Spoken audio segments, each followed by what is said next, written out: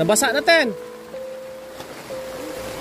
Umulan po mga kabayan. Try natin puntahan at kumbinsihin si Tina na lumipat na sa kanyang bahay. Magandang ganitong pagkakataon na umuulan. Tingnan natin ang kanyang sitwasyon doon kapag umuulan.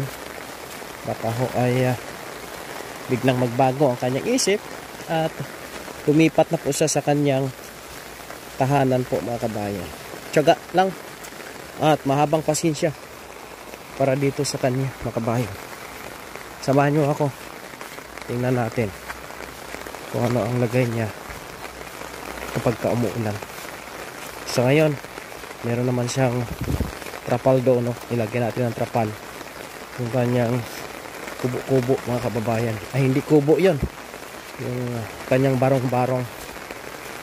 Baka pa lang sa pagkakataong ganito ay ati pong makuha ang kanyang loob mga kabayan. Yeah.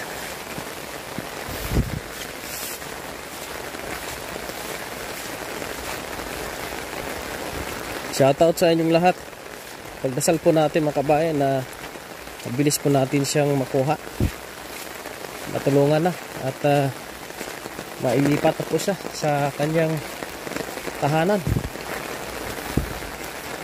Dito na tayo sa area malapit sa bahay niya.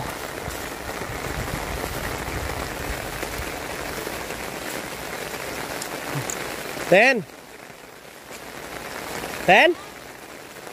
Si Mundo na eh. Kamusta ka? Wala ka na basa dia? Dito lang silang umupo. Oh, natulo.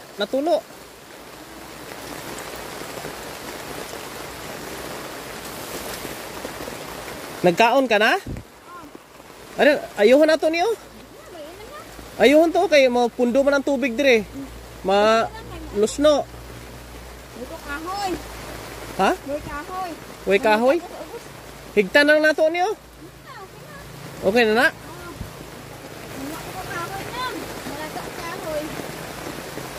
Balhin ka na lang kay dito sa balay nimo. Ha? Oh, line kayo pag ulan, basa ka dire.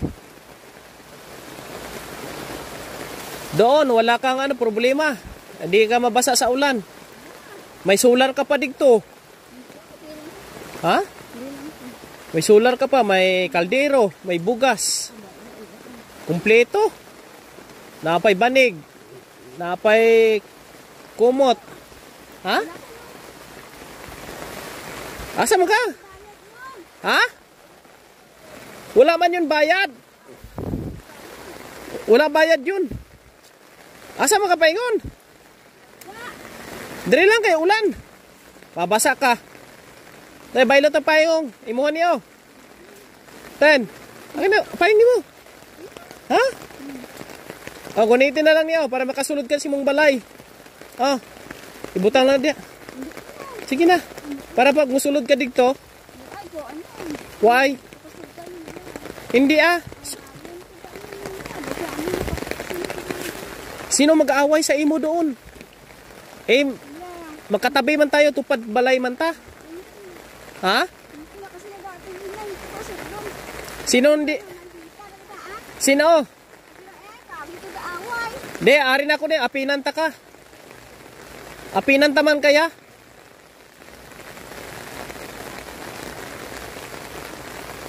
Ito ang very challenging.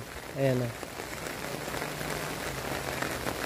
Ganun kanyang attitude, umaalis agad yung makabayan. Mahirap no, di ba no? Mahirap itong sitwasyon niya ngayon. Tulad ito, umuulan, abutan natin nandun, nakaupo lang sa isang gilid, mga kababayan.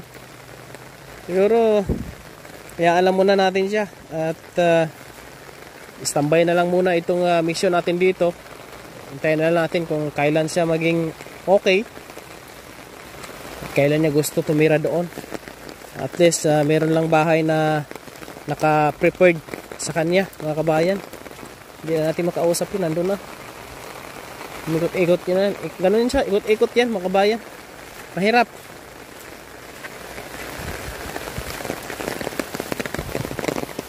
Talagang pagpukusan natin ang ganitong klaseng mission sa kanya ay mai-stack tayo dito. Kaya hintayin na lang natin. At sa sunod, kausapin ko lang din yung mga barangay official kung ano po ang maitulong nila dito. Kung ano ba itong gagawin. Pwede bang pilitin na dalhin sa pagamutan kasi ayaw nito sumama mga kabayan. Kaya ho ay hirap din ito pilitin. Baka magwala pupunta doon sa bahay namin, pupunta doon sa mga bahay ng kagawad at magwala, mahirap din. Kaya ka-challenge itong pagtulong dito sa kanya mga kabayan. Sa inyong palagay po, ano po ang inyong mga suggestion sa mga nakikita nyo pong update natin dito sa mission na ito sa kanya? Paki-comment lang po dyan sa baba. At pwede nyo rin pong paki-share itong video para makapagbigay din po ng komento yung iba.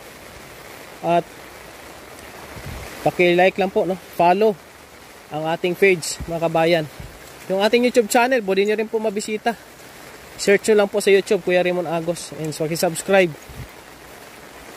Ang tiyaga natin at habang pasensya ay hindi po mawala sa atin yan. Kasi hangad natin na matulungan po ang mga kagaya po niya. Sana maging successful, tulad din po ng ibang tinutulungan natin at may depression, na naging maayos ang kalagayan.